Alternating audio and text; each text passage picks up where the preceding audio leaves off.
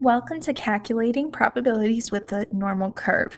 We're going to get to what a normal curve is in a minute. Make sure you have your calculators out for this lesson because it uses it a lot.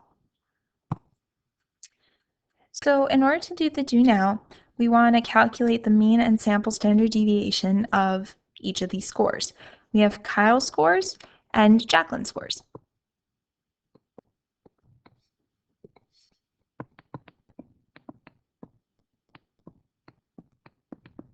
Keep in mind that when you do this, you don't want to do a list 1 and a list 2. You want to have list 1 for Kyle, do the problem, and then you want to do list 1 again with Jacqueline's. So you only use L1 and L2 at the same time if you have a frequency list. But these two lists of numbers don't go together. They're separate problems. So you want to do this process 2 separate times. The mean, because we're talking about a sample, is going to be x bar. And the sample standard deviation is going to be S sub x, right? S for sample. When you have your calculator, to go and input them, you're going to go to Stat, Edit, and you're going to input Kyle's test scores.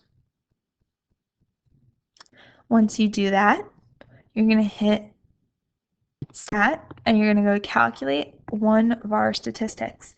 Now notice here that I have list 1 and my frequency list is blank. That's because I don't have an L2, so this should be blank. You really should never have to touch your first one, the L1, because we're always using L1. We don't use anything else.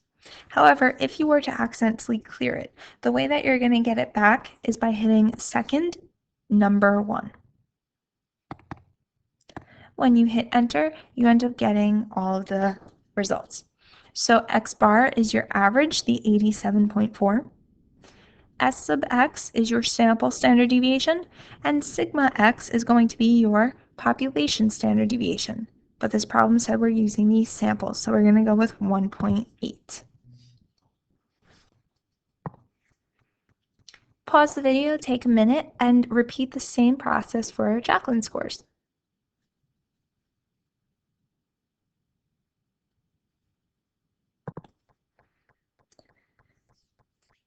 All right, so now they want you to interpret the meaning of these standard deviations in the context of the problem. So Kyle's standard deviation was less. Now, another word for standard deviation is we can be talking about variability or consistency. The smaller your standard deviation, the closer you stay to the mean. The larger your standard deviation, the more you deviate and go away from your mean. So basically, we can rely on Kyle to get scores closer to 87.4, whereas Jacqueline's, yeah, her average is an 80.8, but she usually doesn't really get that. She gets either, somewhere between a 91 and, 71 and an 89 about. Because I take the average, and then I subtract the standard deviation, and then I go above the average by that much as well. So we're going to say this. Kyle's scores are more consistent because the standard deviation is smaller. Or you could say Kyle's scores vary less because the standard deviation is smaller. You can also say it backwards and say Jacqueline's scores are less consistent or vary more if you want to. Keep in mind that a lot of times in this video and going forward, that instead of writing standard deviation out, that's a lot for me to write each time and I am lazy, I'm going to go with SD to represent standard deviation for myself. However, if it's on a test, you should really be writing out the full 2 words. So let's go on to talk about what a normal distribution is. When you gather all of the possible data, 100% of the data, and put it on a chart, if you end up getting a bell curve, we call that a normal distribution. We talked about in the last video how that is symmetric. So with a normal distribution, first of all, everything under the curve ends up being 100% of the material. So it ends up being 100% chance that you will get something under the curve. Now, the center of your curve is going to be your average. Because we're talking about the population, all of the possible data, we're going to have mu, the Greek letter for population mean. Now it makes sense that that's the top of the hill because on average, the average happens most frequently. Now, as you start to go away from the mean, the graph is going to go downhill because you're getting further away from the average, so that's less likely to happen. For example, let's just say the average height was 5 foot 6 inches. I have zero idea if that's true. I'm just making up numbers. Then over here, you're going to have someone who is 6 feet and 2 inches because not many people are that tall. Then over here, you might have someone who is 4 feet and 2 inches because not many people are smaller than 4 feet and 2 inches. So that's pretty much why we get that bell curve shape going on. The numbers on the bottom represent your standard deviations. How far away from the average are you? So the 1 represents that you are 1 standard deviation away from the average. 2 represents 2 standard deviations from the average. Positive standard deviations represent that you are to the right of the average. Negative standard deviations represent that you are to the left of the average. Now let's say in this case, and I'm making it up, that your standard deviation is 2 inches. If my center average is 5 foot 6 inches, and if I go up by 1 standard deviation, which is 2 inches, that brings me to 5 feet 8 inches. If I go down 1 standard deviation, that would bring me to 5 feet 4 inches. And the nice thing is that with standard deviations, we can actually calculate the percentage of getting a person within an interval. So if you're talking specifically about 1 standard deviation away from the curve, from here to here, the probability of you choosing a person who is between the height of 5'4" and 5'8" is about 68%. So these percentages always change based on how far away you are from the curve, from the average, sorry. So basically a distribution of data is said to be normally distributed if the shape of the data is symmetric and bell-shaped with the mean, your average, in the center. And again, we're calling this mu because we're talking about the population. Now, approximately 68% of the data lies within 1 standard deviation. We just talked about that. The next one would be approximately 95% of the data lies within 2 standard deviations away from the curve. So that would be here. We're saying that 95% of all the data we have is within this interval. And that's actually really important coming up for the future lessons because 95 is a lot of the data. So usually if we come up with an interval within 2 standard deviations of the mean, we can confidently say that we have a pretty good idea with what we're looking at. And then the last one is if you're within 3 standard deviations. So that one is approximately 99.7% of the data lies within 3 standard deviations. And if you go from -3 to +3, you'll see that it's pretty much the entire graph. So, I mean, I get why it's 99.7. Last thing to talk about is the total area under the bell curve should always equal 1. Because if you're talking about every single possibility, right, the chance of getting a possibility that exists is always going to be 100%. In order to recognize these problems, you have to know what are synonyms for normal probability. Instead of saying what's the probability, they can also ask you what's the chance. They can say find the proportion, or they can say find the percent of people who blah, blah, blah, blah, blah. All of these are indicators that we're talking about finding the probability under the normal curve. Please be careful when you're reading. This only works with a normal distribution. If the problem doesn't say that this resembles a normal curve, then you can't do this. Now, the nice thing is you don't have to remember all of these values because the calculator does it for you. I mean, right now we only have 3 approximations. What if you wanted to come up with a different interval? Like, what if I wanted from here to here? There's no way that you're going to remember that off the top of your head. And for that, we need a calculator. So when we're using the calculator, we have to tell it specifically where we want to look. Between what 2 intervals are we trying to find the area under the curve?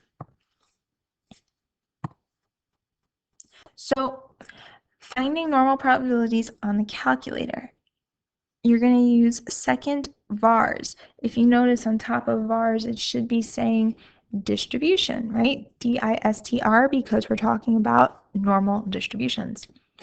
There are 2 options there. Please make sure that you choose the proper one. There is normal PDF and normal CDF. PDFs are what I upload as your notes for you to click on, right? CDFs are what we're going to be using in this course, so please only use the normal CDF. Now, you're going to have to enter the lower and upper bound for all of these. The lower and upper bound is just what you're looking at, between what 2 intervals. And you're also going to have to enter the mean and the standard deviation. You do not have to find the mean and standard deviation for these problems. It's going to give it to you. Anyway, please be careful with these. It's so easy to just jump to your calculator and use it, but please always draw a curve, label, and shade appropriately to show as your work. Now, obviously, when you hand these in online, you can't really do that, but you really should be drawing it out for yourself on your paper.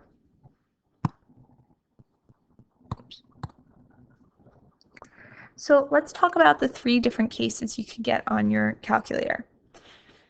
The first one is when they ask you for the probability that something's going to happen between these 2 values. What's the probability of having a person be between 5'2" and 5'9"?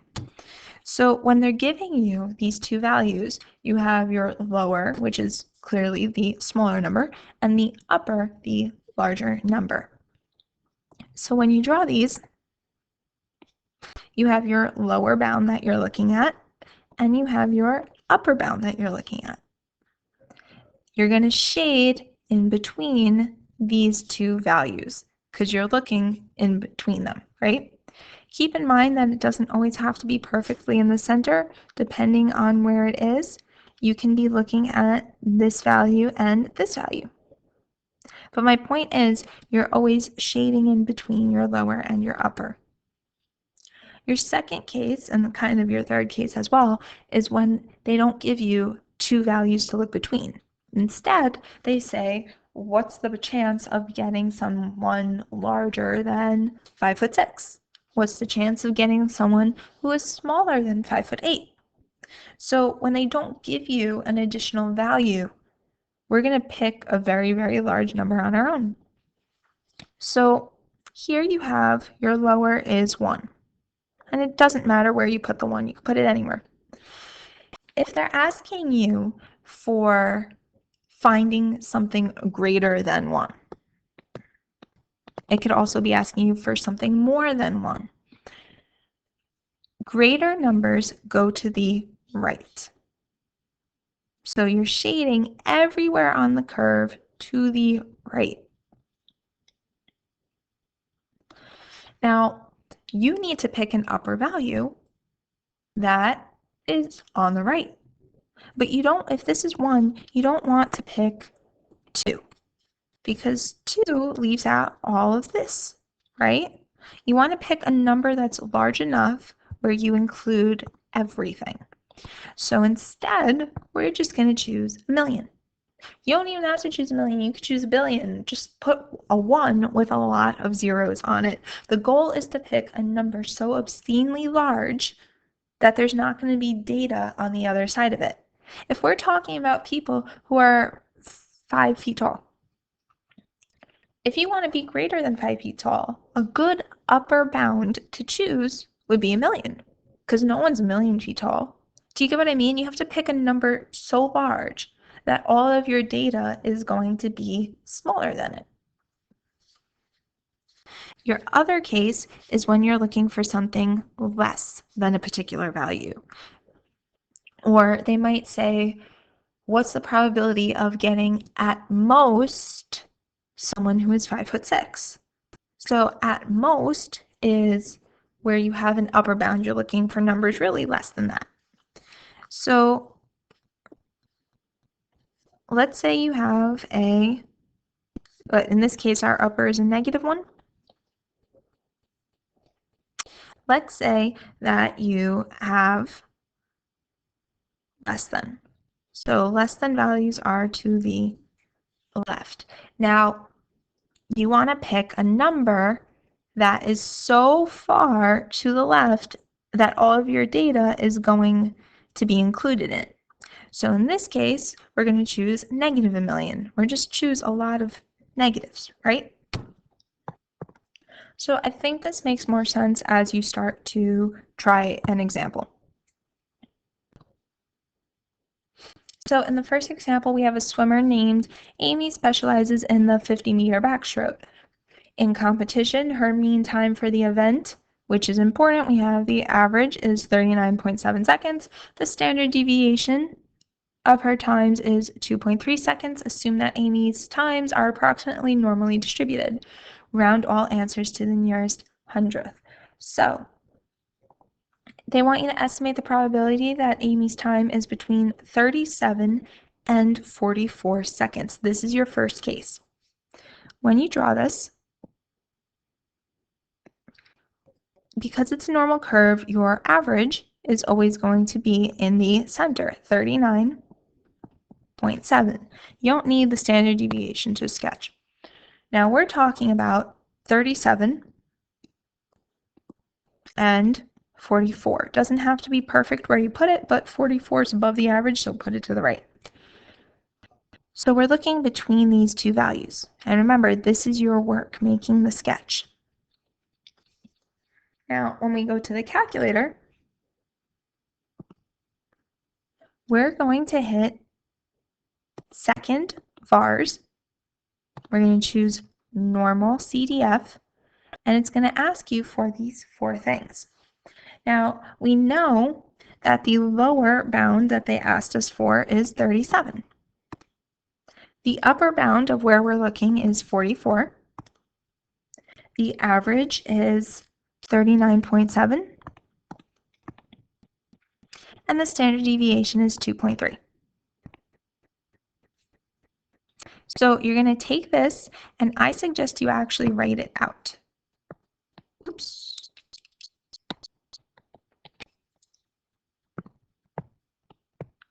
Because the more you write, the more work you're showing. Anyway, when you hit paste, you're going to get something that looks like this. You can ignore it. However, if you are one of the people who are not using the calculator program that I posted up, you have to actually input it like this. Your first number is going to be your lower, comma. Your second number is your upper, comma. Then put in your mean, comma, and then put in your standard deviation. It's a little more annoying to type, so you could just download the video that the program that I told you to. And when you hit enter, you're going to get this. Now, this problem told you to round to the nearest hundredth, so we can round to 0.85. So if we're talking about probability, the probability is 0.85 that her swimming time will be between 37 and 44 seconds. Now they want you to estimate the probability that her time is greater than 44 seconds. That is case 2. So we have a normal distribution because it said so up here, which is good. Our average is still 39.7, but this time we're saying greater than 44. So greater than is to the right.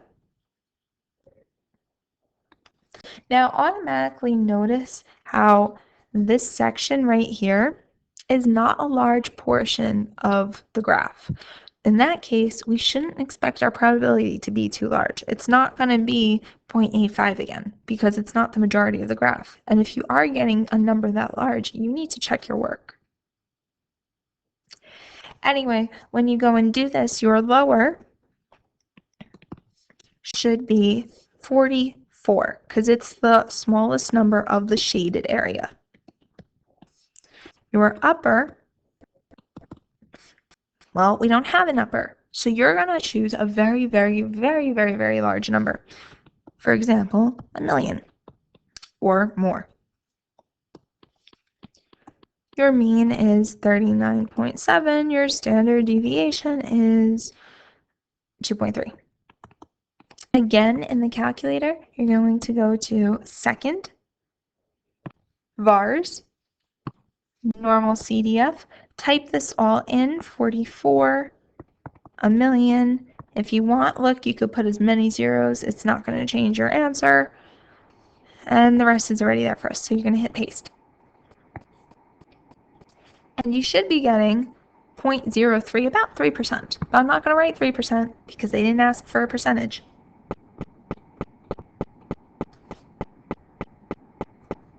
So these are the answers that you're really looking for. The last one is estimate the probability that Amy's time will be at most 37 seconds. So we're putting our average in the center. 37 seconds is to the left of it. And at most means that 37 is the largest one. So I'm going to shade to the left of it. So that 37 is my largest number. When you go and write this out as your work, the 37 is not the lower because 37 is the largest number of the shaded area. So I'm going to put that at my upper. That means my lower, number smaller than that, can go down to negative infinity. Or, sorry, the idea is negative infinity, but you can't put that in your calculator. So instead, we just write negative 1,000,000 because it's a very large number. Try putting it in the calculator on your own. Make sure that you use the negative button, right? This one, and not the subtraction button, because if you use subtraction, you're going to get an error. If you do this, you're going to get 0.12, which makes sense. It's not a large portion of the graph. Also, just a thing to keep in mind, another way they could have worded this was 37 or less. It's not going to be the same way every single time. So really quick, let's look at a Regents question. I suggest you try it on your own. Now they're giving you a mean of 1,450 hours. So that's our mu. And the standard deviation of 8.5 sigma. They want to know, actually, sorry, you should really pay attention to the keyword here. Normally distributed lets me do this entire process. Now they want to know what's the probability that the lifespan of a light bulb will be between 1440 and 1465 hours. So because it says normally distributed, you can create your graph with the average in the center. Now, we're talking about 1440 and 1465. So we're looking in between these two values. It looks like we should have somewhat of a larger answer because, it's taking up most of my graph. When you go and do normal CDF in the calculator, the smallest number of the shaded section is 1440. The largest number of the shaded section is 1465. Your average is 1450. And your standard deviation is 8.5. So I'm going to do it in the calculator one last time for us. Hit second, vars, normal CDF, and you're going to input all of the values. So 1440, 1465, 1450, and 8.5.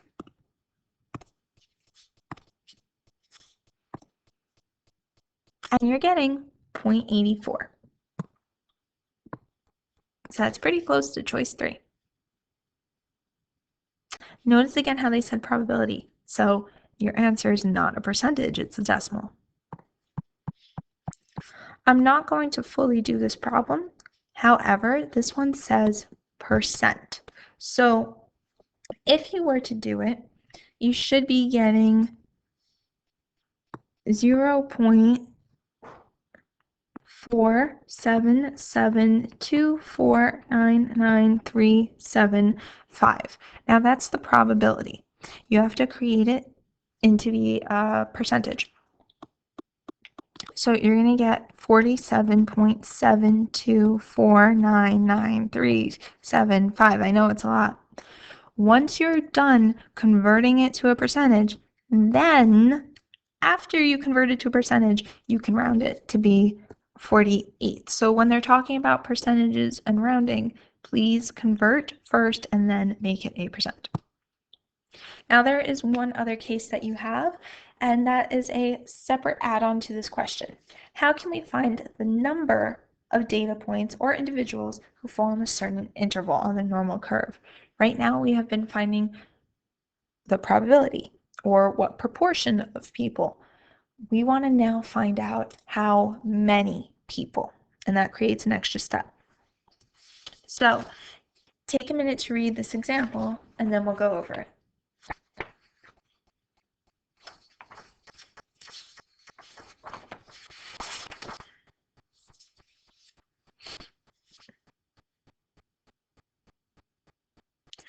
The first keyword that you should have picked up on was normally distributed. And as soon as you see that, you should have drawn a normal distribution. Now, we have a mean of 79, so that's going to go in my center. A standard deviation of 7. Well, that'll come back later. And we have students who are going to grade less than or equal to 64.9 must attend summer school. They want to know how many students have to attend summer school. So if you have a grade less than or equal to that, you need to go to summer school. So I'm going to go to 64.9, and less than that is everything to the left. Now you need your lower, upper, mean, and standard deviation. The lower number, which we don't have, is going to be negative 1 million. Please don't make it negative 100 or something that's not very large, because you want to account for a number large enough to include all the possible probabilities. Your upper, the largest number of the shaded region, is 64.9, your average is 79, and the standard deviation here is 7. So you're going to go about the problem like usual. You're going to input these values on the calculator with the normal CDF, and you should be getting 0.02199. Blah, blah, blah, blah, blah. You don't want to round too early again, because then your final number is going to be off. So leave a few decimal places. Now, that's the proportion of students who are going to have to attend summer school.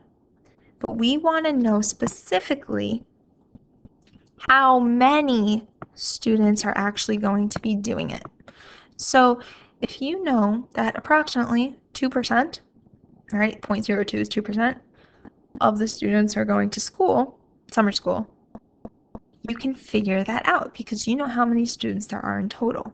So you're going to take your answer, the 0.02199, and times it by how many students there actually are. So about 2% of 440 kids is 9.6756. And if you round this to the nearest whole number, you get about 10 students are going to summer school. Choice 3. So the video is going to end with us just trying a few practice problems. If you think you're good, you can stop now. Now, for the first one, historically, daily high temperatures in July in Red Hook, New York are normally distributed, keyword, with an average of 84 degrees Fahrenheit and a standard deviation of 4. How many, keyword, you're going to have that extra step, of the 31 days of July can a person expect to have temperatures above 90 degrees? So we're creating your normal distribution, average in the center, and we're talking about temperatures above 90. So I'm looking over here. Doesn't look like I'm going to have that big of a proportion. So my numbers should not be that large. Now, when we go and do this, you're lower. The smallest number of the shaded area is 90.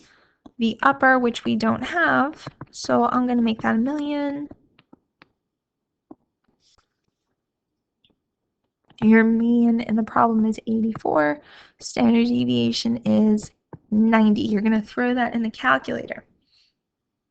And hopefully you will get an answer of 0.0668072287.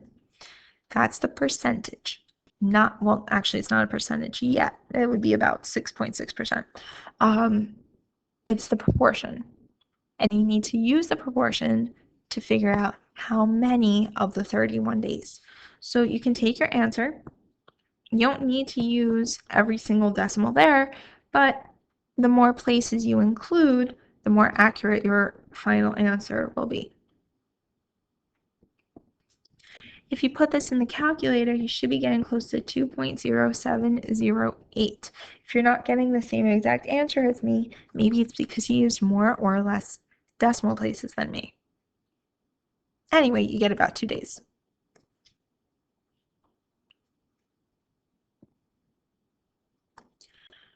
For the next one, the scores of a recent test taken by 1,200 students had an approximately normal distribution with an average of 225 and a standard deviation of 18. Determine the number, this is a how many question, of students who scored between 200 and 245. So 200 is here, 245.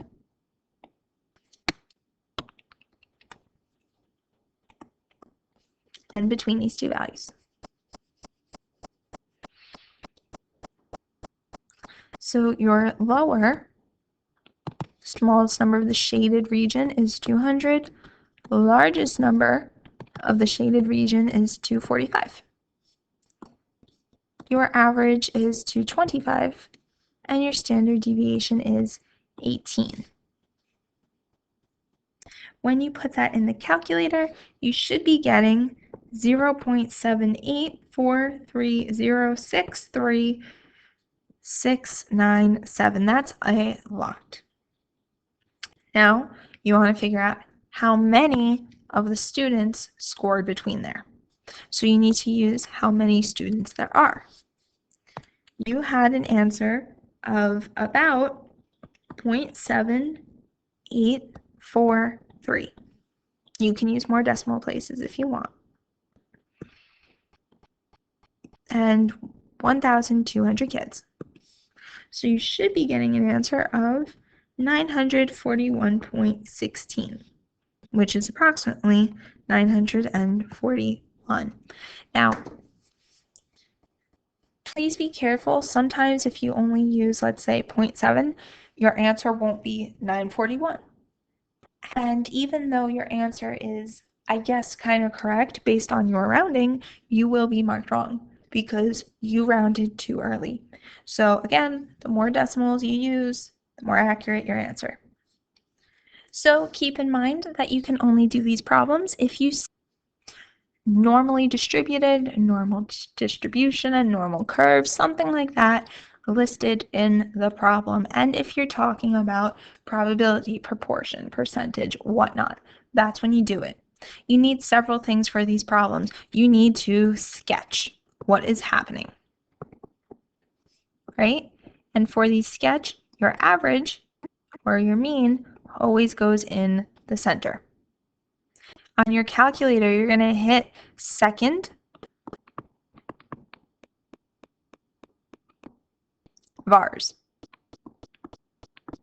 You're going to choose choice 2, which is the normal CDF. And you're going to enter in your lower, upper, mean, and standard deviation in the problem. Right? And keep in mind that the lower and the upper comes from where you decide to sketch in the problem. If you don't have a lower or an upper, well, one or the other, make sure that you use either positive infinity or negative infinity. Also, if you're not using the calculator program that I suggested, the TI-84 program, then you're going to have to put it in your calculator like this. Normal, CDF, and in parentheses do whatever your lower number is, upper number is, parentheses, comma, average, comma, standard deviation. And then close the comma before you can actually do it. That should be getting you the proper answers. Now, the last part is to be careful of additional questions, of the how many questions. And they don't have to say how many, they can say it in different ways, but in order to do that, you need to take your answer from the first one and times it by the total number of people or whatever they're talking about to figure out how many total. And that's all for this video.